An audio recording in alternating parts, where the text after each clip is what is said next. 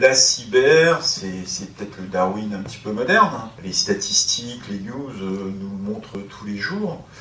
Ceux qui ne se mettent pas à la hauteur de l'enjeu, tôt ou tard, ils finissent par disparaître. Après, la réglementation viendra rajouter une couche supplémentaire. Nos partenaires ou sous-traitants sont conformes ou pas, ça sera encore une opportunité d'en rajouter une couche. Et donc je rejoins complètement la sélection naturelle, dans le sens où ce type d'entreprise, s'ils ne meurent pas de NIS V2, ils vont mourir de la première attaque qu'ils vont subir. Et dans tous les cas, ils vont mourir en fait.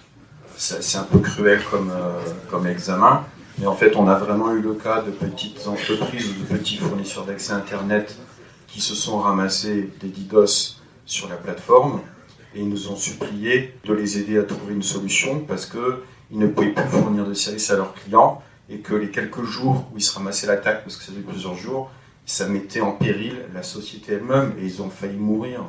Donc c'est pas des plaisanteries ce que je dis là, ni des menaces, c'est que si on ne prend pas le problème assez au sérieux, si on ne meurt pas de NIS V2, on va mourir de l'attaque.